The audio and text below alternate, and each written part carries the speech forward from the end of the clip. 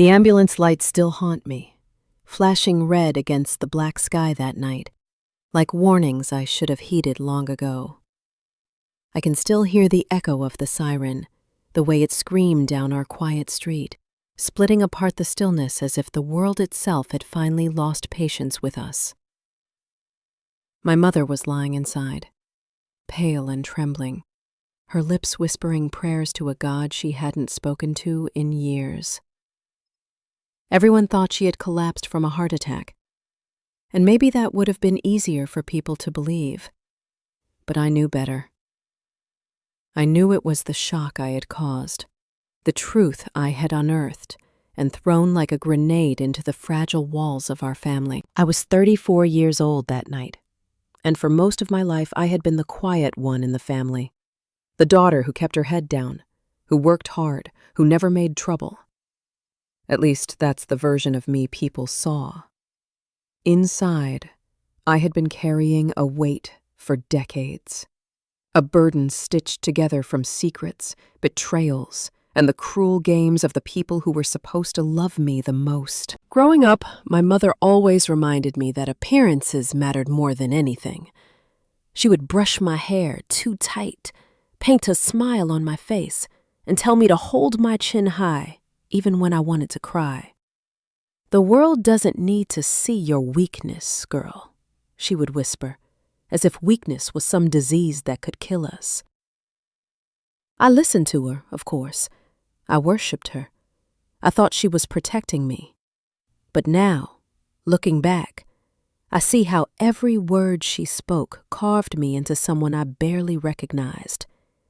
A daughter who never dared to speak, who hid her pain so deeply that it turned into silence, resentment, and eventually, rage. For years, I told myself my family was just complicated. That was the word I used whenever friends asked why I avoided going home for the holidays, or why my smile dimmed whenever I mentioned my brother Daniel. Complicated was easier than the truth. The truth was that Daniel was my mother's favorite, and I was her shadow. Everything I did was compared to him. Every failure of his was excused, while every mistake of mine was magnified into a crime. And yet, I loved him. I loved him the way little sisters love big brothers, hoping one day he'd look at me and see me as someone worthy. But Daniel never saw me. He only saw what he could take. I remember being 14 the first time I caught him going through my drawers, stealing the money I had saved from babysitting jobs. When I confronted him, he just laughed. He told me I was pathetic for caring about $20, that I should be grateful he even bothered to talk to me. When I ran crying to my mother, expecting her to defend me, she slapped me across the face and told me to stop lying about her son. That was the night I realized I was alone, but I swallowed the hurt, year after year.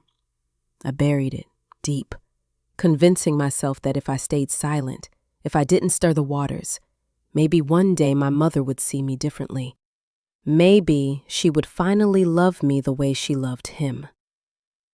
I carried that hunger well into adulthood, even as I built a life away from them. I became a nurse. I moved into my own apartment. I thought I had escaped the cycle, and yet, no matter how far I went, I was still tethered to them, still desperate for scraps of affection that never came. When my father died, everything began to unravel. His death was sudden, a car accident that left us reeling. In the weeks that followed, I discovered things about him that shook me to the core. He had a second bank account, money hidden away, and a will that was never filed with the courts. That will changed everything.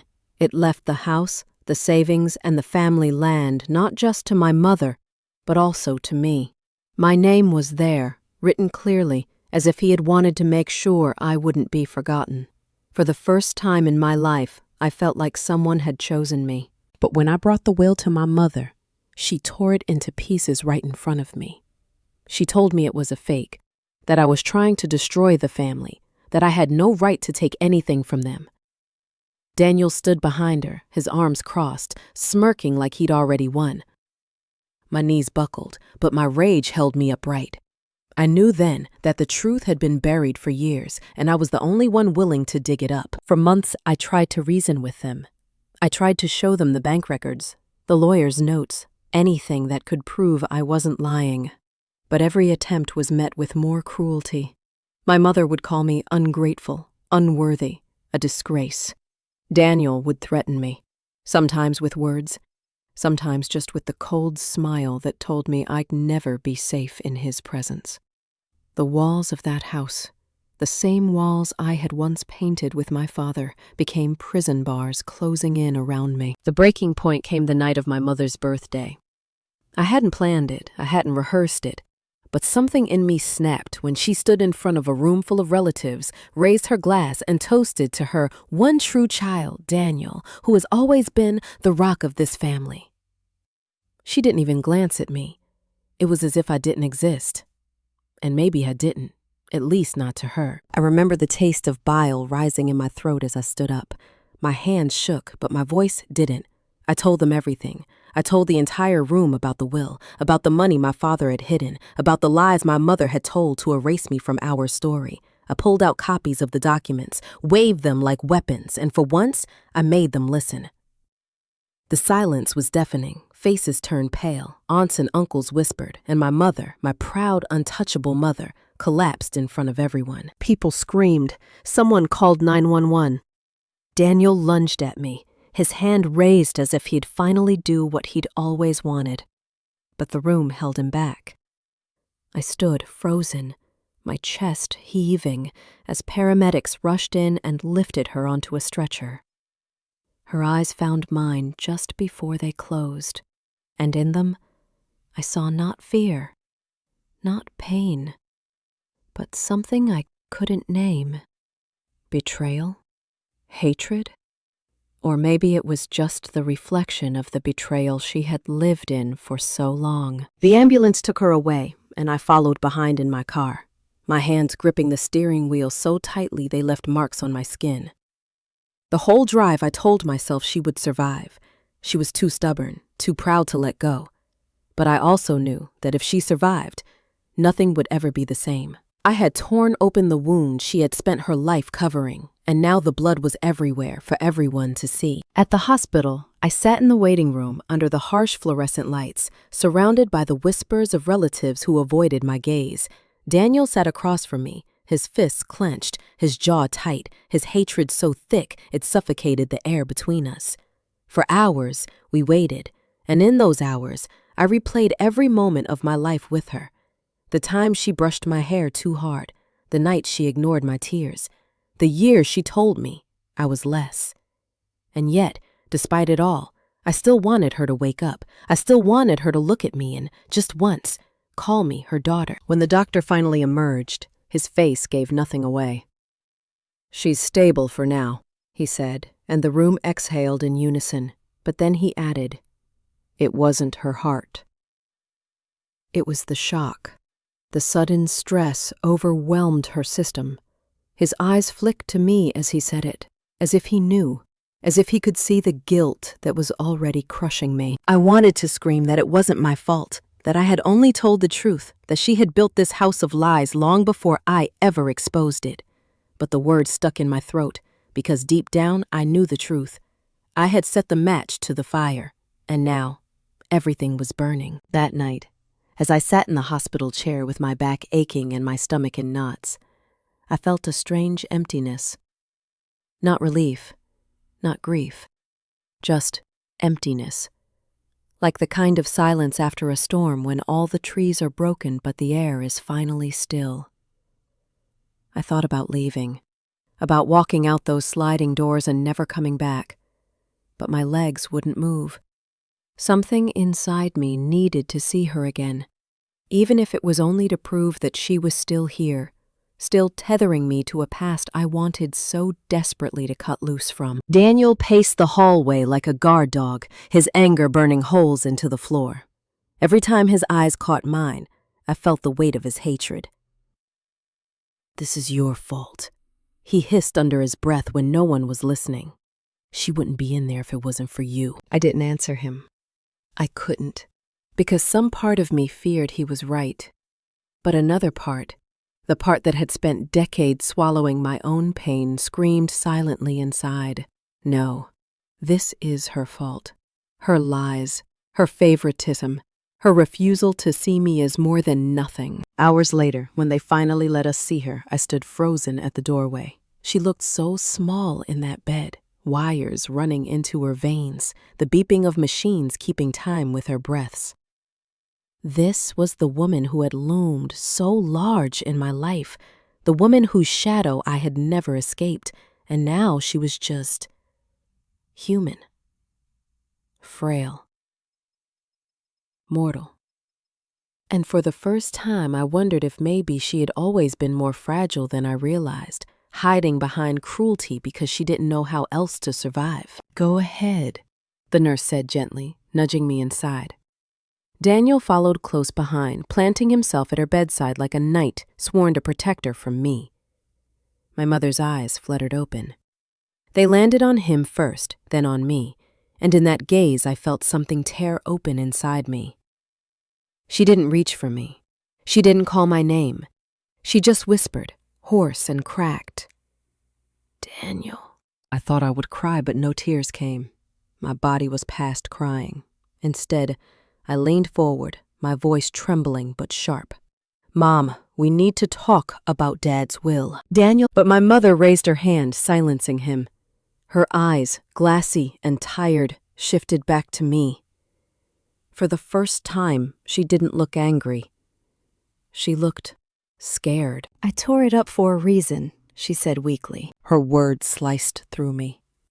For a reason I had never been allowed to know. My pulse thundered in my ears. "What reason?" Her lips trembled. She opened her mouth, then closed it again. I could see the war inside her, the part that wanted to keep her secrets buried, and the part that, maybe, was too tired to fight anymore.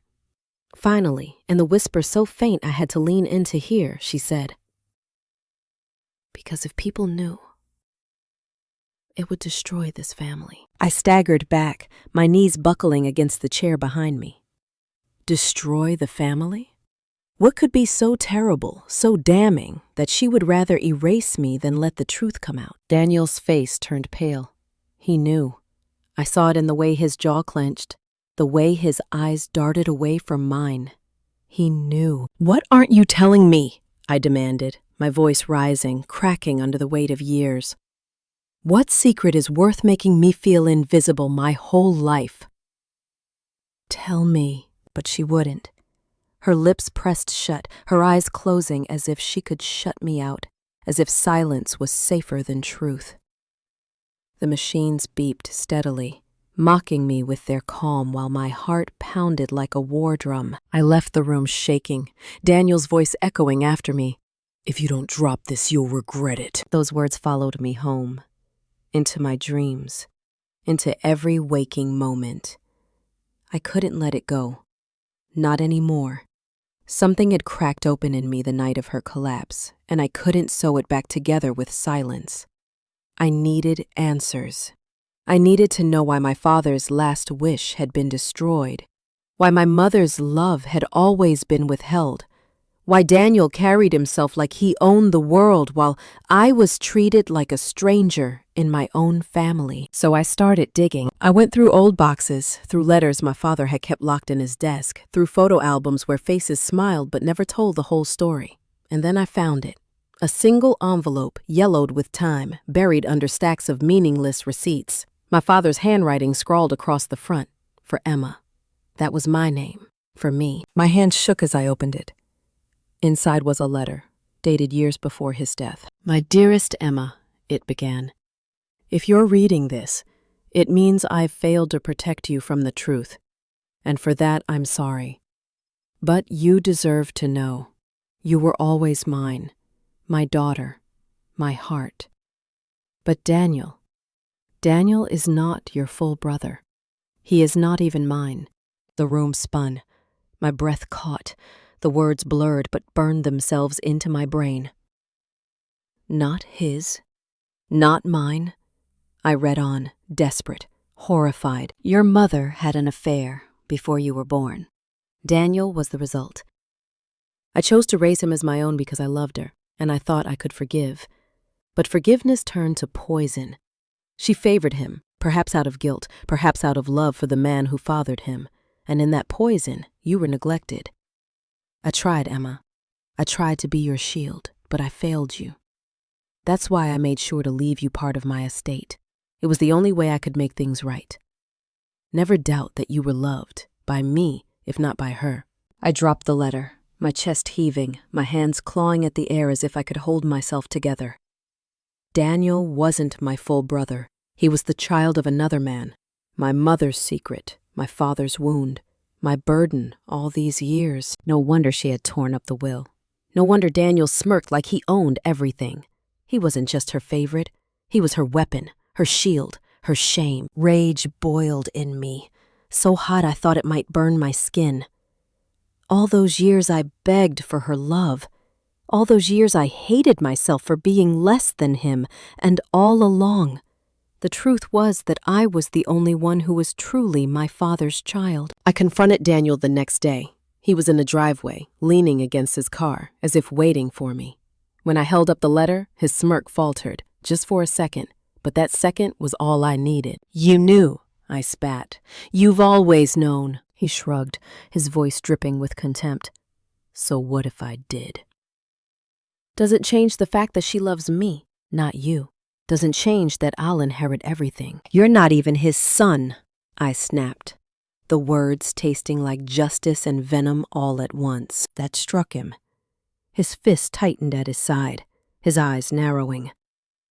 But then he smiled again, that cold smile I had hated since childhood.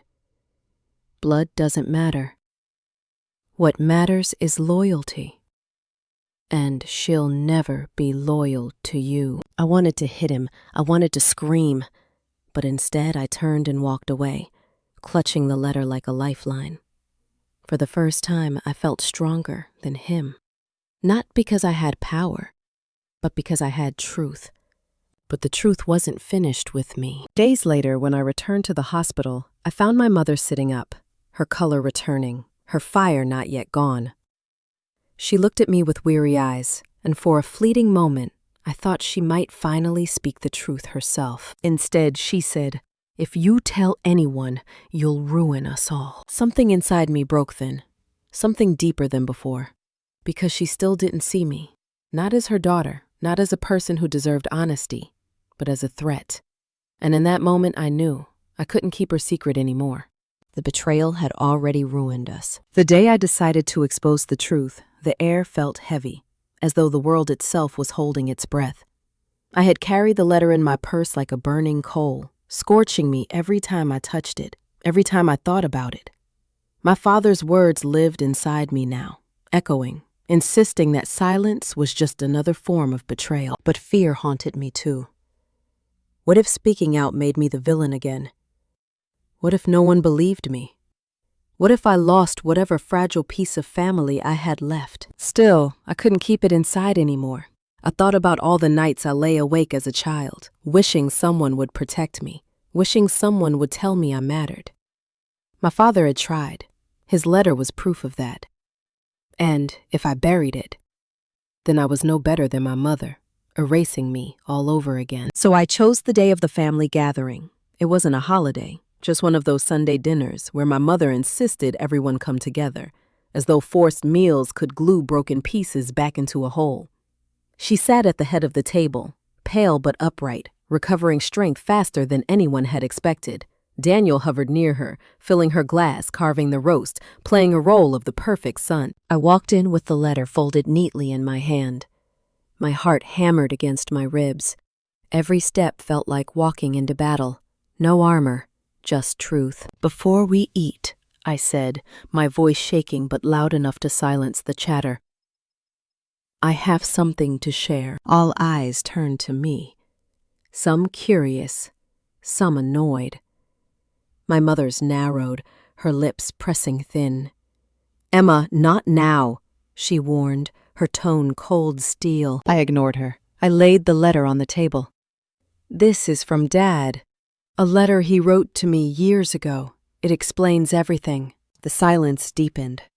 Daniel rolled his eyes, muttering, "Here we go again." But I read it, out loud. Every word.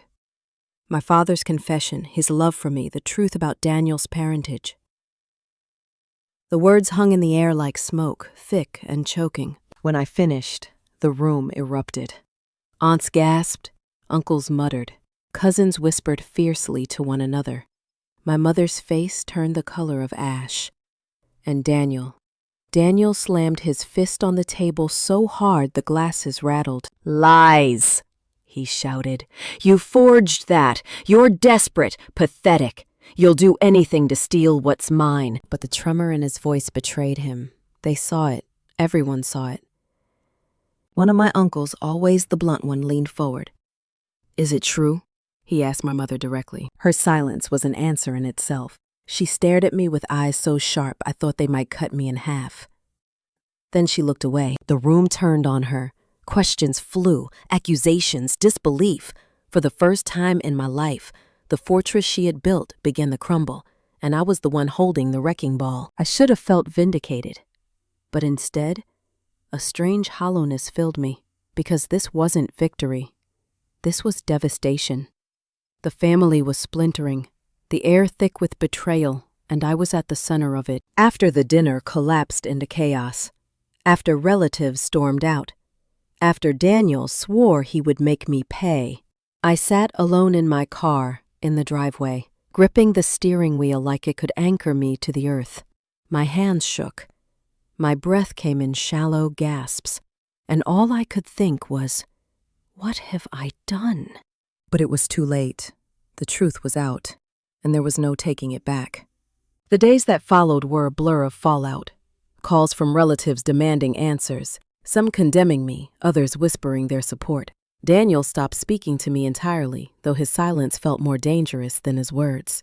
My mother refused to leave her room, shutting herself away like a queen whose throne had been stolen. And me? I oscillated between moments of pride and waves of guilt that nearly drowned me. I would clutch my father's letter at night, whispering to him as though he could hear me. "I did it, Dad," I told them. I didn't let them erase me. But even then, I wondered, had I only destroyed myself in the process? It wasn't until a week later that the confrontation came. Daniel showed up at my apartment unannounced.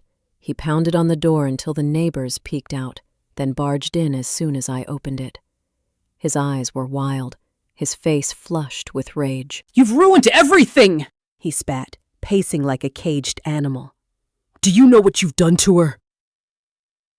To me, I told the truth, I said quietly, though my hands trembled. "Truth?" He laughed, harsh and bitter. "The truth is, you're jealous." "You've always been jealous, and now you've taken it out on her when she's too weak to fight back." "I'm not jealous," I snapped, surprising even myself with the force of my voice. "I wanted love. I wanted a mother who saw me, and instead I got lies. I deserved to know Daniel. I deserved the truth." His jaw clenched. He leaned in close, his breath hot on my face. "You think this makes you powerful. You think anyone's going to side with you. She'll never forgive you. And I'll make sure you regret every word you said." For a moment, fear gripped me so tight I could barely breathe. But then something shifted. I saw him. Not the untouchable brother I'd spent my life chasing approval from, but a man built entirely on lies. A man whose entire identity was propped up by secrets and favoritism. Without those, he was nothing. I straightened, my voice steady. "I'm done being afraid of you." The words stunned him. His eyes narrowed, searching for weakness, but he didn't find any. Finally, with a growl, he stormed out, slamming the door so hard the walls shook. I collapsed onto the floor, my chest heaving, tears streaming down my face. Not tears of defeat, but of release. For the first time, I had stood my ground, and though I knew the war wasn't over, I also knew I wasn't powerless anymore. But the war escalated faster than I could have imagined. 2 weeks later, I received notice from a lawyer. Daniel and my mother were contesting the will. accusing me of forging documents, of manipulating my father in his final days. The betrayal cut deeper than anything before. They weren't just denying me emotionally anymore.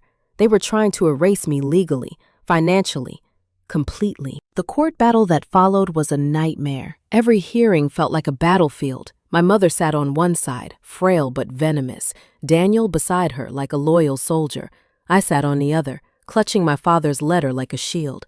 Witnesses were called, lawyers argued, relatives testified, some for me, many against. Through it all, I kept hearing my father's voice in my head. Never doubt that you were loved, by me, if not by her.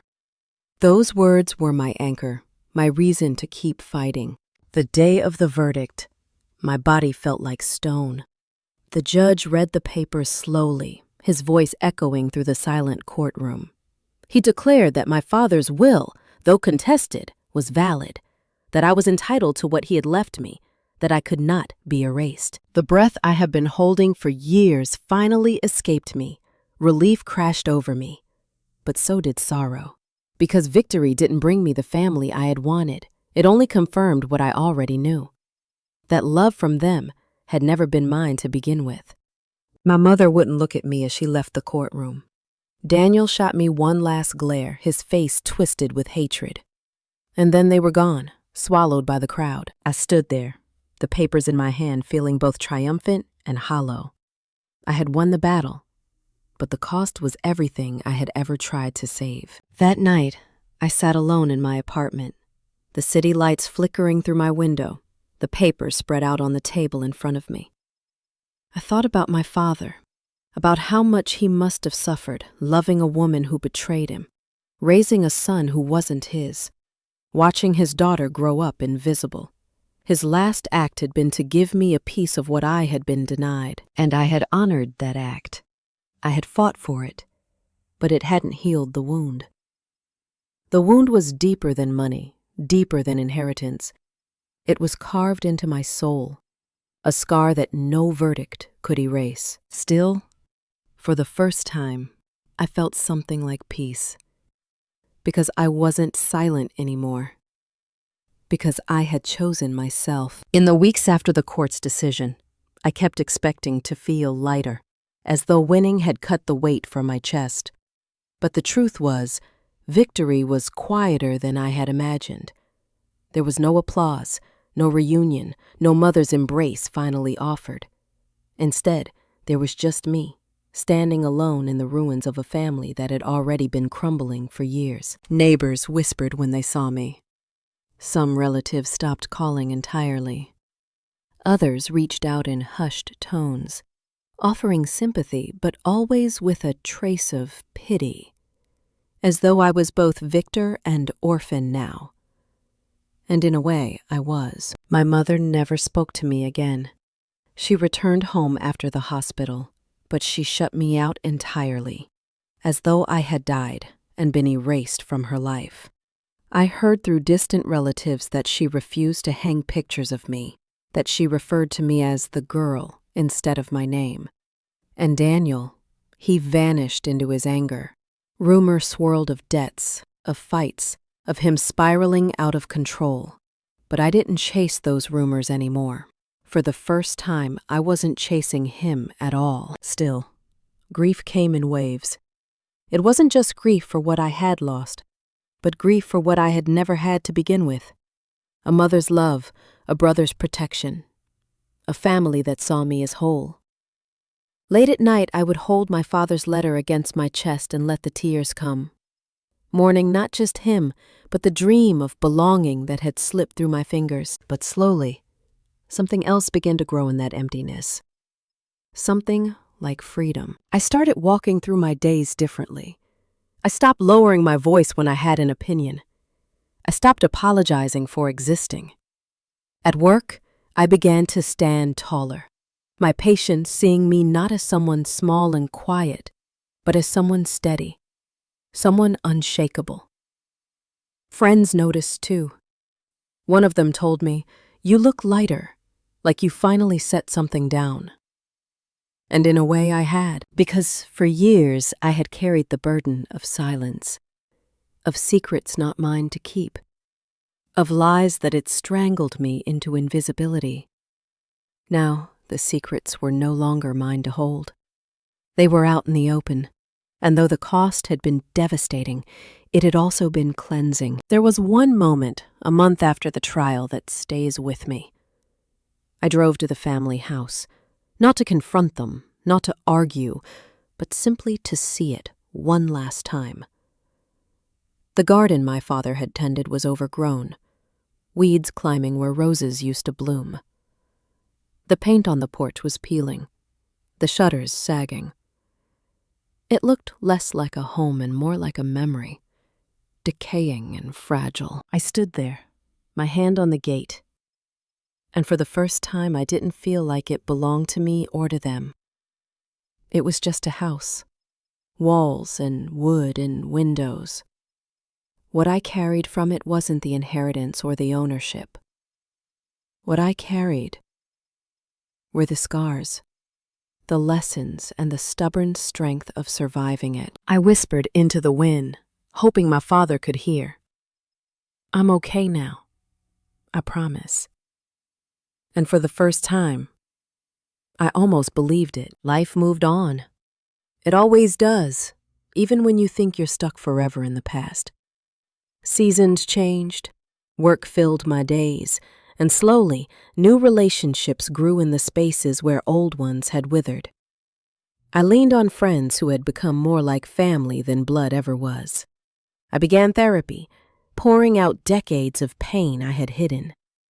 And little by little, I rebuilt myself, not as the daughter who was unseen, but as the woman who refused to disappear. And yet, there were nights when I still woke up from dreams of my mother's eyes staring at me across that hospital bed. Nights when I wondered if she ever thought of me, if somewhere under her anger there was regret. I'll never know. That is her burden, not mine. One evening, as I was sorting through papers, I came across the court documents, the letter, the remnants of the battle I had fought. For a moment I thought about locking them away, hiding them like every other family secret had been hidden. But then I realized that wasn't who I was anymore. I didn't want to bury the truth. I wanted to honor it. So I placed the letter in a frame, not to worship the pain, but to remind myself that I had been chosen, that I had been loved, that my existence mattered even when my family tried to erase it. I hung it on my wall where sunlight touched it every morning, and in that act I felt something like healing. Not complete, healing never is, but enough. Enough to breathe without guilt. Enough to walk without the weight of silence pressing down on me. Enough to know that survival itself was my victory. Because in the end, the ambulance didn't just take my mother away that night. It took away the illusions I had clung to. The illusion that silence could save us, that denial was love, that family meant protection. It stripped everything bare, leaving me face to face with the truth. Painful, messy, raw, but real. And sometimes, real is all we need to start again. So when people ask me now about family, about betrayal, about why I chose to speak when silence would have been easier, I tell them this: secrets fester, lies destroy, but truth, no matter how much it hurts, sets you free. That is my story, my wound, my survival, my revenge. And though it came at a cost, I would choose it again. Because I will never again let myself be unseen. And maybe that is the lesson I want to leave with you. The one I wish someone had told me when I was still that little girl, begging for scraps of love. You are not defined by the way others failed to love you. You are not less because they refused to see your worth. You are whole because you exist, because you survived, because you dared to speak when silence was easier. Thank you for listening to my story. If it touched you, if it reminded you of your own battles, I hope you'll share it. Leave a comment. Let me know what you've carried, what you've overcome. And if you want to hear more stories like this, of pain, of betrayal, but also of strength, don't forget to like, share, and subscribe. Together, we remind each other that survival itself is a triumph.